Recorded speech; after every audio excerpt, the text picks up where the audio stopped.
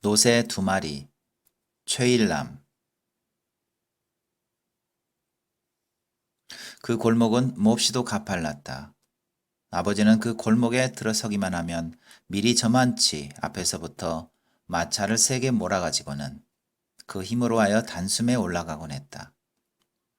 그러나 이 작전이 매번 성공하는 것은 아니고 덜어는 마차가 언덕의 중간쯤에서 더 올라가지를 못하고 주춤거릴 때도 있었다. 그러면 아버지는 이마에 심줄을 잔뜩 돋우며 이랴, 이랴 하면서 노새의 잔등을 손에 휘감고 있는 긴 곶빗줄로 3번, 4번 후리쳤다.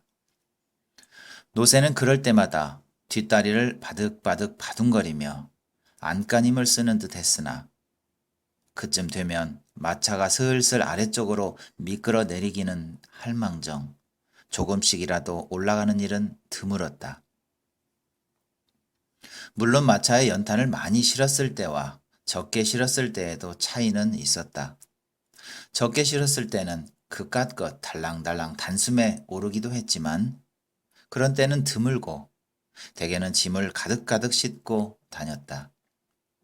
가득 실으면 대충 500장에서 600장까지 실었는데 아버지는 그래야만 50-10명이 나지 200장이나 300장 같은 것은 처음부터 성이 안 차는 눈치였으며 100장쯤은 누가 부탁도 안 할 뿐더러 아버지도 아예 실으려고 하지도 않았다. 우리 동네는 변두리였으므로 얼마 전까지도 모두 그날그날 벌어먹고 사는 사람들이 많아 연탄 배달도 일거리가 그리 많지 않았다. 기껏해야 구멍가게에서 2-3장을 사서는 새끼줄에 대롱대롱 매달고 가는 게 고작이었다. 그랬는데 2-3년 전부터 아직도 많은 빈터에 집터가 다져지고 하나둘 문화주택이 들어서더니 이제는 제법 그럴듯한 동네꼴이 잡혀갔다. 원래부터 있던 허름한 집들과 새로 생긴 집들과는 골목 하나를 경계로 하여 그물 긋듯 나누어져 있었는데 먼 데서 보면 제법 그럴싸한 동네로 보였다. 일단 들어와 보면 지저분한 헌 동네가 이웃에 널려 있지만 그냥 먼 발치로만 보면 2층 슬라브 집들에 가려 닥지닥지 붙은 판잣집 등속이 보이지 않았으므로 서울의 변두리의 흔한 여느 신흥 부락으로만 보였다. 동네가 이렇게 바뀌어지자 그것을 가장 좋아한 사람 중의 하나가 아버지였다. 아까 말한 대로 그 전에는 동네 사람들이 연탄을 2-3장 많아야 20-30장씩만 사가는 터여서 아버지의 일거리가 적고 따라서 이곳에서 20-30km나 떨어진 딴 동네까지 배달을 가야 했는데 동네에 새집이 들어서면서부터는 그렇게 먼 걸음을 하지 않아도 되었기 때문이다. 그런 집에서 연탄을 한번 들여놓았다 하면 몇 달씩 되니까 자주 주문을 하지 않아서 아버지의 일감이 이 동네에서 끝나는 것만은 아니고 여전히 타 동네까지 노새 마차를 몰기는 했지만 그전보다는 자주 먼 곳까지 가지 않아도 된 것만은 사실이었다. 새 동네, 우리는 우리가 그전부터 살던 동네를 구동네, 문화주택들이 차지하고 들어선 동네를 새 동네라 불렀다. 새 동네가 생기면서 좋아한 것은 비단 아버지만은 아니었다. 구동네에 두고 있던 구멍가게 주인들도 은근히 무언가를 기대하는 눈치였다. 그전까지는 가게의 물건들이 뽀얗게 먼지를 쓰고 있었고 2홉짜리 소주병만 육실하게 많았는데 그 병들 사이에 차츰 환타니, 미린다니 하는 음료수 병들이며 퍼머스트 아이스크림도 섞이고 할머니의 주름살처럼 주름이 쫙쫙 가 말라 비틀어진 사과 사이에 귤 상자도 끼이게 되었다. 그전에는 볼 수 없었던 우유 배달부가 아침마다 골목을 드나들고 갖가지 신문 배달부가 조석으로 골목 안을 누리고 다녔다. 전에는 저 아래 큰 한길가 근처에 차를 대놓고 올 테면 오고 말 테면 말라는 식으로 버티던 청소부들이 골목 안까지 차를 들이대고 쓰레기를 퍼갔다. 그러나 동네의 모습이 이처럼 달라지기는 했어도 그 동네와 새 동네 사람들이 서로 어울리는 법이 없었다. 너는 너, 나는 나 하는 식으로 새 동네 사람들은 문을 꼭꼭 걸어 잠그고 누가 다가오는 것을 거절하고 있었다. 다만 그들이 들어옴으로 해서 그 동네 사람들의 사는 모습이 조금 달라지긴 했는데 아무도 그걸 입에 올리지는 않았다. 그런 가운데에서도 우리 노새는 온 동네 사람들의 눈길을 모으고 짤랑짤랑 이 골목 저 골목을 헤집고 다녔다. 아니, 그것은 새 동네 쪽에서 더욱 그랬다. 원래 우리 동네에서야 아무도 거들떠보지 않았다. 자기들은 아이들의 씻누런 똥이든 요강 따위를 예사롭게 수채구멍 같은데 버리면서도 어쩌다 우리 노새가 짐을 부리는 골목 한쪽에서 오줌을 찍 갈기면 왜 하필이면 여기서 싸? 아이고, 저 지린내. 말을 부리려면 오줌통이라도 갖고 다닐 일이지. 이게 뭐야? 동네가 뭐 공동변소인가? 어쩌고 하면서 아낙네들은 코를 찡 풀어 노새 앞에다 팽개쳤다.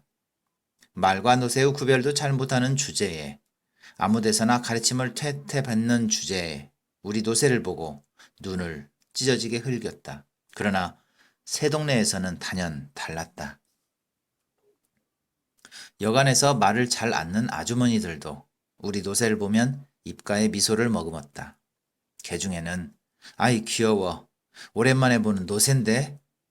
하기도 하고 어머 지금도 노새가 있었네 하기도 하고 아니 이게 노새 아니에요? 아주 예쁘게 생겼네 하기도 하고 어머 이게 망아지는 아니고 네?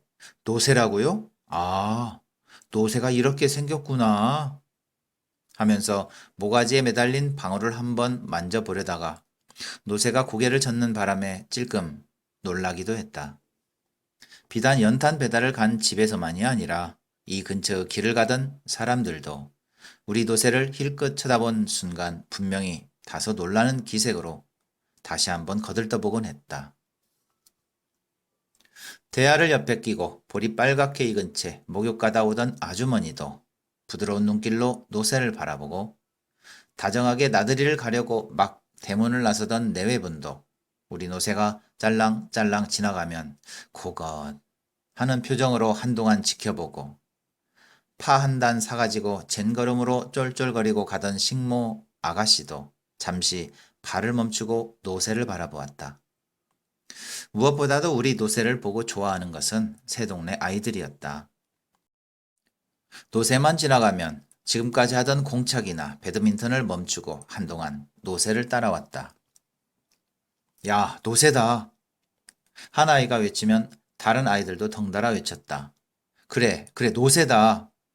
야, 이게 노새구나. 그래, 임마, 너 몰랐니? 듣기는 했는데 보기는 처음이야. 야, 귀 한번 대빵 크다. 힘도 세니? 그럼 저것 봐, 저렇게 연탄을 많이 싣고 가지 않니? 아이들이 이러면 나는 나의 시커먼 몰골도 생각하지 않고 어깨가 으스개진다. 아버지도 그런 심정일까? 이런 때는 그럴 만한 대목도 아닌데 괜히 이랴 하면서 고삐를 잡아 끌었다. 나는 사실 새 동네 아이들을 그리 좋아하지는 않는다. 걔네들은 집안에서 뭘 하는지 도무지 밖에 나오는 일도 드물었는데 나온다 해도 저희네끼리만 어울리지 우리 구동네 아이들을 붙여주지 않았다. 처음부터 우리가 걔네들더러 끼워달라고 한 일은 없으니까 붙여주고 안 붙여주고 할 것은 없었는데 보면 알지 돌아가는 꼴이 그런 처지가 못 되었다. 우리 구동네 아이들이야 학교 가는 시간을 빼고는 내내 밖에서만 노는데 놀아도 여간 희망스럽게 놀지 않았다. 걸핏하면 싸움질이요. 걸핏하면 욕질이었다. 말썽은 어찌 그리도 잘 부리는지 아이들 싸움이 커진 어른 싸움도 끊일 날이 없었다. 그러자니 구동네 아이들은 자연히 새 동네 골목에까지 진출했다.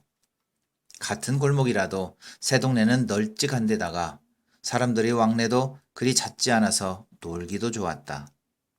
그렇다고 새 동네 아이들이 텃세를 부리지도 않았다.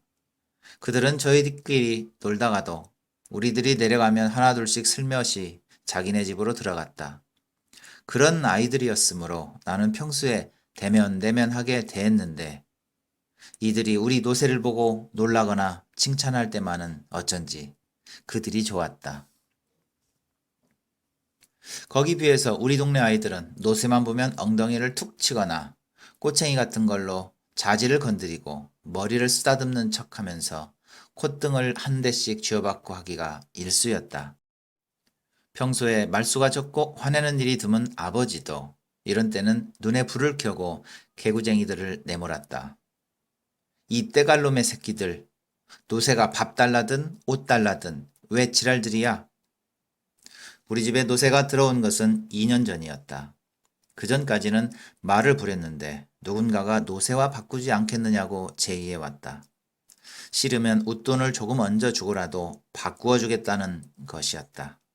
한 3년 가까이 그 말을 부려온 아버지는 막상 놓기가 싫은 모양이었으나 그 말이 눈이 자주 짓무르고 뒷다리 복사뼈 근처에 늘 상처가 가시지 않는 등 잔병치레가 잦은 터라 두 번째 말을 걸어왔을 때 그러자고 응낙해버렸다.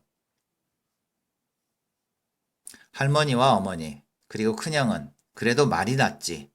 그까짓 노새가 무슨 힘을 쓰겠느냐고.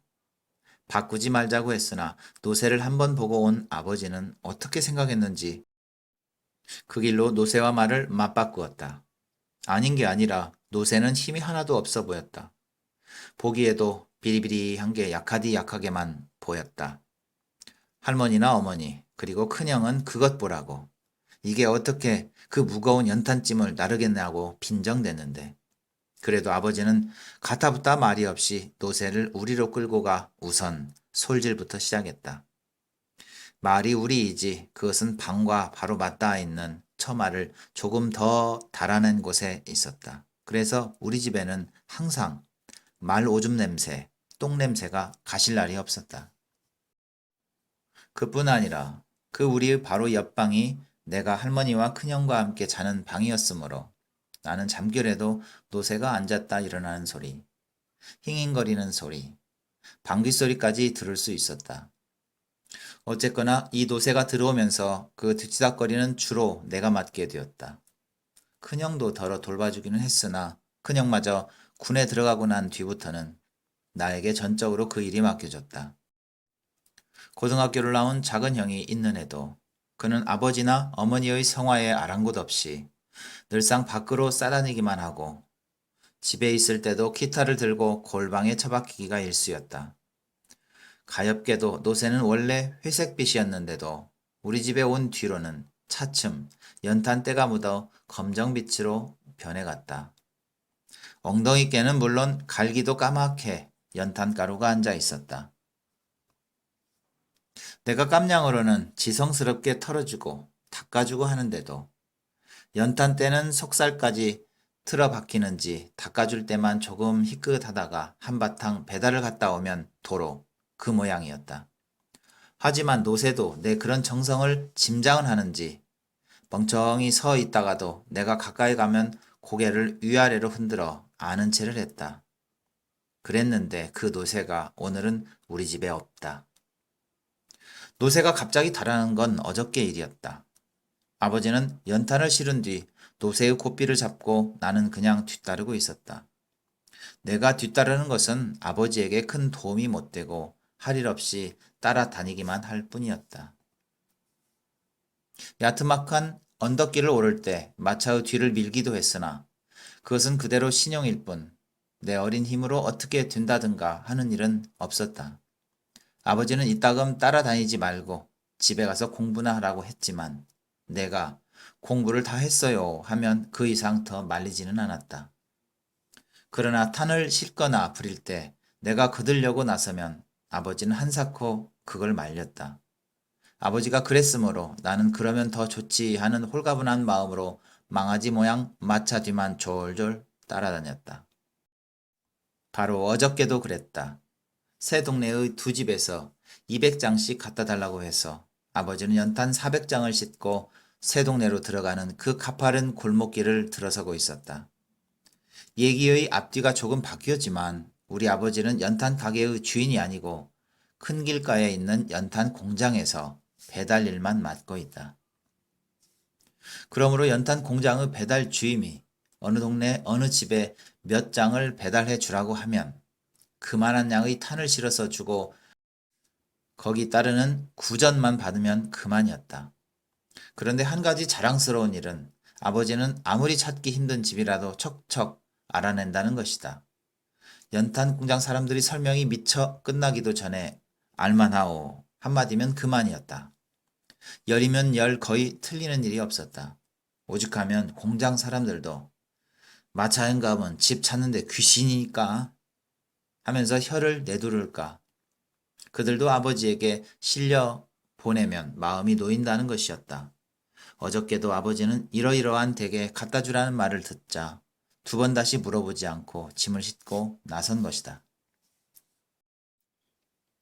그 가파른 골목길 어귀에 이르자 아버지는 미리서 노새 고삐를 낚아잡고 한 걸음에 올라갈 채비를 하였다. 그러나 어쩐 일인지 다른 때 같으면 400장 정도 싣고는 힘 안 들이고 올라설 수 있는 고개인데도 이날따라 오름길 중턱에서 턱 걸리고 말았다. 아버지는 어? 하는 눈치더니 고삐를 거머쥐고 힘껏 당겼다. 이마에 힘줄이 굵게 돋았다. 얼굴이 빨개졌다. 나는 얼른 달라붙어 죽어라고 밀었다. 그러나 길바닥에는 살얼음이 한 겹 살짝 깔려 있어서 마차를 미는 내 발도 줄줄 미끄러져 나가기만 했다. 노새는 앞뒷발을 탁탁 소리를 낼 만큼 힘껏 땅을 밀어냈으나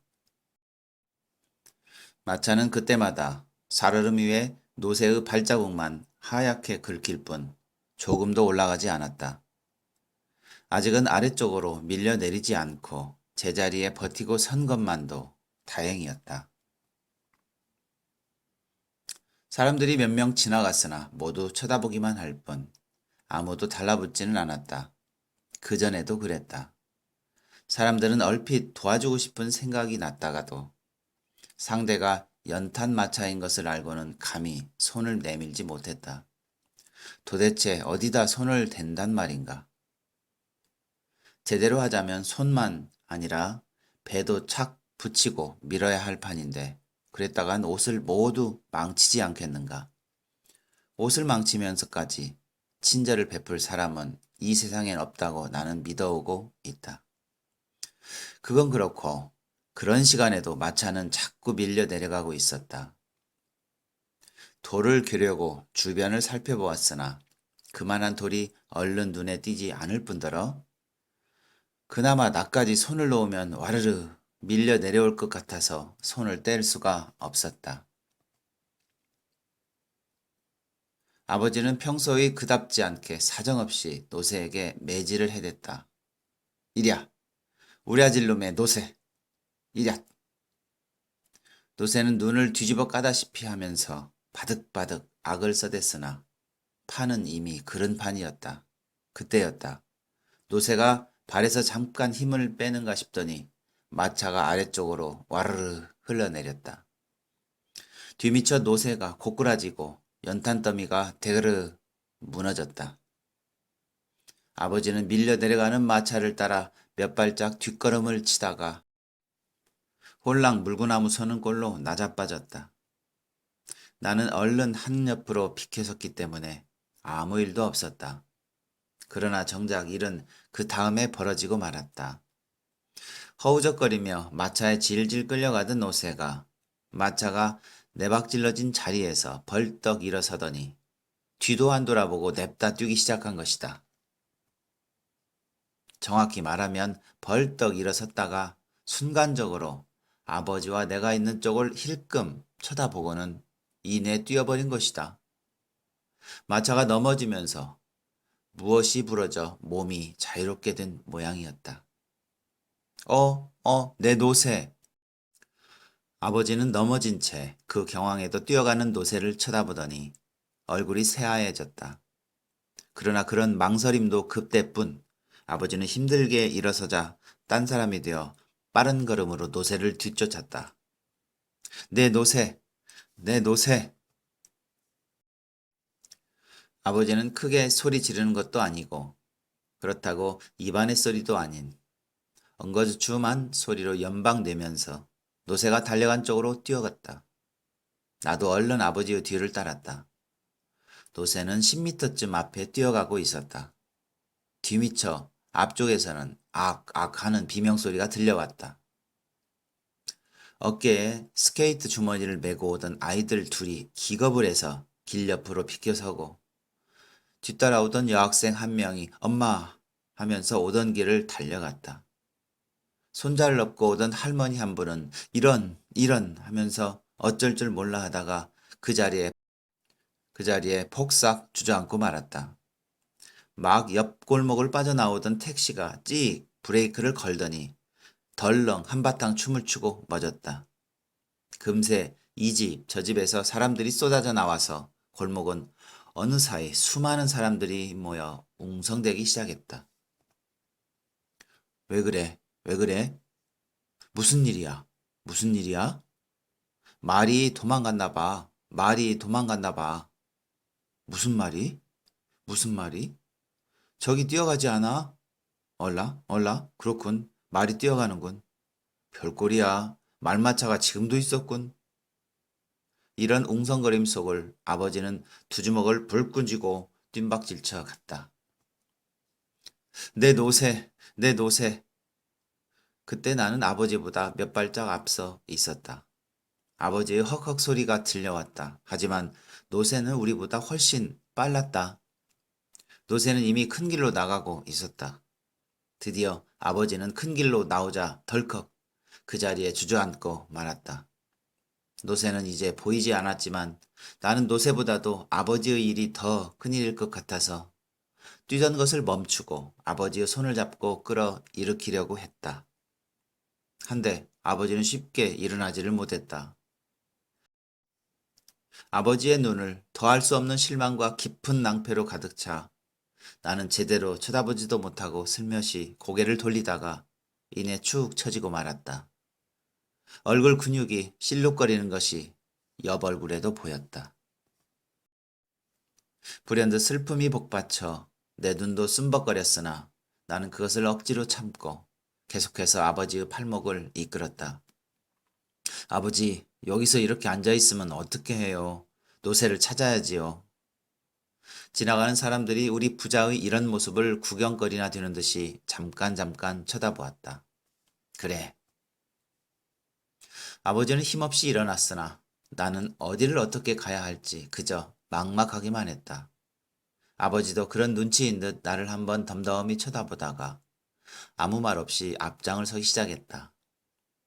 두 사람 중 아무도 내박질러진 마차며 연탄 이 얘기를 꺼내지 않았다. 그 뒤처리도 큰일일 테니 말이다. 터덜터덜 걸어서 내 거리까지 온 우리는 정작 그때부터 막막함을 느꼈다. 동서남북 어느 쪽으로 가야 할 것인가. 아버지 이렇게 하면 어때요? 둘이 같이 다닐 게 아니라 따로따로 헤어져서 찾아보도록 해요. 내가 이쪽 길로 갈 테니깐 아버지는 저쪽 길로 가세요. 네? 아버지는 아무 말 없이 나와는 반대 방향으로 걸어갔다. 아버지와 헤어진 나는 사뭇 뛰었다. 사람들은 거리에 가득 넘쳐 있었다. 크고 작은 자동차는 뿡빵거리면서 싱싱 달려오고 있었다. 5층 건물, 3층 건물이 즐비한 거리는 언제나처럼 분주했다. 아무도 나를 붙잡고 왜 뛰느냐고, 노새를 찾아 나선 길이냐고 묻지 않았다.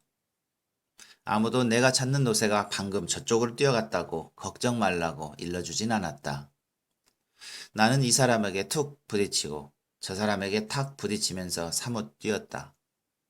그러나 뛰면서도 둘레둘레 사방을 쳐다보는 것을 잊지 않았다. 벌써 거리는 조금씩 어두워지고 있었다. 이미 앞 이마에 헤드라이트를 켠 자동차도 있었다.